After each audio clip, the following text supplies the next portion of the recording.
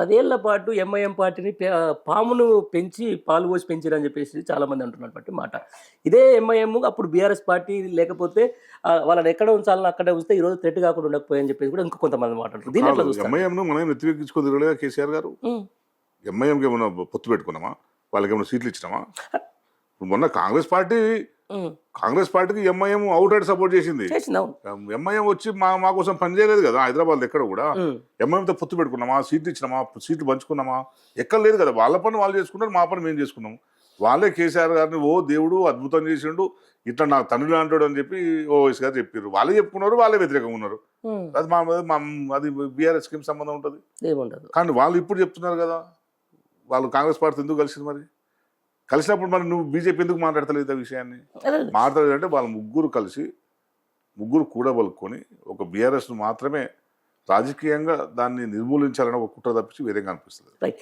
ఇంత చేసిన నాకు 10 ఏళ్ల కేసీఆర్ పరిపాలనలో ముస్లింలకు దక్కిన చాలా అద్భుతమైనటువంటి సంక్షేమ స్కీమ్స్ దక్కినాయి. వాళ్ళకు పొలాలు అయితేనేది, లేకపోతే రంజాన్ తోఫా అయితేనేది, షాదీ ముబారక్ లాంటి అద్భుతమైన స్కీమ్స్ తీసుకుని వచ్చి ఈ మధ్యకాలంలో 22 నెలల కాలంలో రేవంత్ రెడ్డి గవర్నమెంట్ వచ్చిన తర్వాత ఆగిపోయిన మాట కూడా వాస్తవం. అయినా కూడా ఇంతవరకు ఎందుకో ముస్లిం సామాజిక వర్గం అనేది బీఆర్ఎస్ పార్టీకి దూరం అవుతా ఉంది, ఇంకా దూరంగానే ఉంది. ఎందుకంటారు? ఇప్పుడు ఒక వర్గం దూరం అవుతుందని చెప్పి మనం అనలేము. మనం తెలుస్తుంది కదా, అది పారామీటర్ కాదు కదా. నీకేమన్నా వాళ్ళు ముస్లింకు ప్రాతినిధ్యం వహిస్తున్న పార్టీ అది ఎంఐఎం కాదు కదా. అట్లా కూడా మరి ముస్లింస్ సమస్యలు ఇప్పుడు కేసీఆర్ గారు ఏదో మీరు చెప్పారు కదా, ఇన్ని అమలు చేసిన కార్యక్రమాలని మరి ఎంఐఎం ఎందుకు ప్రపోజ్ చేయలేదు? మా ముస్లింలో ప్రతినిధి అయి ఉంటే కనుక మా వాళ్ళకు ఈ కార్యక్రమాలు తీసుకుంటే మా ఉన్న నిరుద్యోగ పిల్లలు బాగుపడతారు, మా పిల్లల చదువులకు పనికి వస్తాయి, మా దగ్గర మా ఇంట్లో ఆడపిల్ల పెళ్ళికి పనికి వస్తారు, ప్రపోజల్స్ వాళ్ళే పెట్టవచ్చు కదా. ఎందుకు పెట్టారు? కేసీఆర్ గారు పెట్టారు. ఎందుకంటే వెనుకబడిన వాళ్ళు ఎక్కువ మంది ఉంటారు కనుక వాళ్ళందరికీ ఏ కార్యక్రమాలు చేసి పడితే బాగుంటుంది, ఎటువంటి సంక్షేమం చేస్తే బాగుంటుందని కేసీఆర్ గారు ఆలోచించారు.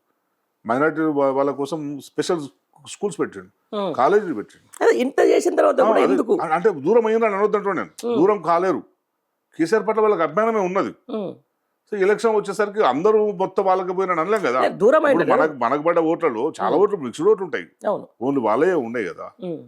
సో దాని మిక్స్డ్గా ఉంటాయి. ఎలక్షన్ చూడాలి తప్పించి ఒక వర్గం దూరమైంది అట్లాంటి పరిస్థితి అయితే లేదు అని నేను అనుకుంటున్నాను. ఎక్కువ అయ్యింది. కాకపోతే ఇక్కడ ఏం జరిగి ఉంటుంది అంటే, అతను ఇంతకు ముందు ఎంఐఎంతో పోటీ చేసిన 3 సార్లు పోటీ చేసినప్పుడు వాళ్ళందరికీ చేరువయ్యండు. సో అది కొంచెం సింపతి వచ్చిందేమో అని నేను అనుకుంటా తప్పించి కేసీఆర్ గారి కోపంతో జరిగిందని నేను అనుకోవట్లేదు. రైట్. జూబ్లీహిల్స్ ఎలక్షన్ రిజల్ట్స్ ప్రభావం జిహెచ్ఎంసీ మీద ఎంత పడే అవకాశం ఉందన్న? ఇప్పుడు చూసారు కదా, వాళ్ళు ఎట్లా బుల్డోజ్ చేస్తారో చూసారు కదా. రేపు అదే బుల్డోజ్ చేస్తారు, అన్నిటి బుల్డోజ్ చేస్తారు. ఓట్లు వేయరు, ఓట్లు గుద్దుకుంటూ రాలే. అదే ఎట్లా రేపు ప్రజాస్వామ్యం బతకాలి కదా. ప్రజాస్వామ్యం ప్రజాస్వామ్యం ఏమున్నది? మన ఎలక్షన్ చూస్తే ఎలక్షన్ కమిషన్ స్పందించింది ఎక్కడన్నా? అధికారులు స్పందించరా? మంత్రులు పోయి ఎలక్షన్ రోజు పోయి కూర్చున్నారు. మంత్రులు పోయి ఎమ్మెల్యే పోయి బూత్లో కూర్చున్నాడు. ఎమ్మెల్యే పోయి ఒక ఎంపీ పోయి బూత్లలో పోయి చెక్ చేసుకుంటే ఎట్లయితుందని వాళ్ళు పోతే మేము కూడా మేము కూడా పోతే ఎప్పుడైతే మేము పోయినామో వాళ్ళని అప్పుడు కంట్రోల్ చేసే పరిస్థితి వచ్చింది. ఇంకెక్కడ ప్రజాస్వామ్యం, ఎక్కడ ఎలక్షన్ కమిషన్ ఉన్నది? ఎట్లా బతకాలి ప్రజాస్వామ్యం? ఆల్రెడీ వాళ్ళే భూస్థాపితం చేశారు కదా. మరి ఎట్లా ఇప్పుడు అట్లాంటప్పుడు ఒక 20 ఏళ్ల పాటు 30 ఏళ్ల పాటు కాంగ్రెస్ ప్రభుత్వం వాళ్ళే గుద్దుకుంటారు, వాళ్ళే చేస్తారు. ఇట్లుంటాయి. అందుకే ప్రజలు చైతన్యం కావాలి. ప్రజలు చైతన్యం అయితేనే అది దాన్ని మనం అవుతారు. ఏ టైంలో ప్రజలు గుణపాఠం చెప్పాలనో ఆ టైంలో వాళ్ళకి గుణపాఠం చెప్తారు. ఈ ఒక్క ఎలక్షన్తో ప్రజాస్వామ్యం పోయిందని కూడా అనలేము. కానీ ఏంటంటే ఈ ఒక ఇండికేషన్ ఏంటంటే బలవంతంగానే గెలవచ్చు అనేది వాళ్ళు చూపెట్టారు. రేపు ఎలక్షన్ జనరల్ ఎలక్షన్ లో ప్రజలకు తెలిసిపోతాయి కదా. ఎందుకంటే ఇప్పుడు 2-3 సంవత్సరాలు గెలిచి కూడా ఏం చేస్తారని వాళ్ళు అనుకోవచ్చు కదా. సో జనాలు ఎందుకు ఓటేస్తారనేది వాళ్ళ ఆలోచన విధానం వాళ్ళని బట్టి ఉంటుంది. సో దాన్ని మనం స్వాగతిస్తున్నాయి. దీన్ని మాత్రం ఎవరు సహించరు కదా. ఇట్లాగే ఉంటే రేపు ఇదే మేము ప్రచారం చేస్తాం, ప్రజలు కూడా వ్యతిరేకిస్తారు. రేపు ఇప్పుడు ఎవరితో ఓట్లు వేసిన వాళ్ళు రేపు చిదరిస్తారు కదా. అదే వాస్తవం 100%. సో ఇట్లా గెలవాలని ప్రయత్నం చేస్తే అది ప్రజలు గుణపడ చెప్తారు. ఇప్పుడు జూబ్లీహిల్స్లో జరిగిన గెలుపు తర్వాత పార్టీ ఫిరాయింపుల్లో కొంచెం ఏమన్నా ఆశావాహం, లేకపోతే మేము కూడా ఎలక్షన్లో పోయి గెలుస్తామనే ఒక కాన్ఫిడెన్స్ వచ్చింది అనుకోవచ్చా? వస్తే రాజీనామా చేయమని చెప్పాలి. వస్తే రాజీనామా చేస్తే అప్పుడు గ్రౌండ్లో చూసుకుందాం. అది అంతే తప్పించి ఏదో వాపు బలుపు అనుకుంటే కష్టమవుతుంది. నువ్వు గ్రామాల్లో వేరే ఉంటాయి కదా. నువ్వు ఎమ్మెల్యేలాకి ఎందుకు? ఇప్పుడు ఎంపీటీసీ జెడ్పీటీసీ పెట్టమని చెప్పండి. ఎంపీటీసీ జెడ్పీటీసీ పెడితే పల్స్ అని తెలుస్తుంది. నువ్వు హైదరాబాద్లో నేను ఎలక్షన్ పెట్టి మొత్తం ప్రజలు నాతోనే ఉన్నారు అని చెప్పుకోవడం కాదు కదా. నీకు రూరల్లో ఇప్పుడు సర్పంచ్ ఎలక్షన్ కంటే కూడా పార్టీ బీ ఫామ్ మీద జరిగే ఒక్క ఎలక్షన్ పెట్టమని చెప్పండి, వాళ్ళకి తెలిసిపోతుంది. వాస్తవం. అప్పుడు మరి ఎందుకు పెడతలేరు అంటే వాళ్ళకి తెలుసు ఉమ్, గ్రామీణ ప్రాంతాల్లో ప్రజలు కోపంగా ఉన్నారు, మేము ఇచ్చిన హామీలు నెరవేర్చలేము, ఇచ్చిన హామీలే కాదు గతంలో వస్తున్న వాటిని కూడా కొనసాగించలేకపోతున్నాం అనే కోపంలో ప్రజలు ఉన్నారనే విషయం నాకు తెలుసు, వాళ్ళకి తెలుసు. తెలుసు. అందుకే నీకు జెడ్పీటీసీ ఎంపీటీసీ ఎలక్షన్ పెడతలేరు. సర్పంచ్ అనేది ఎవరైనా గెలుస్తారు పండగ ఖచ్చితంగా. అంతేలే. నువ్వు పండరి మంచి అంటే పండరి కొట్టేస్తాడు గ్రామాల్లో, నేను మంచి అంటే నాకు కొట్టేస్తారు.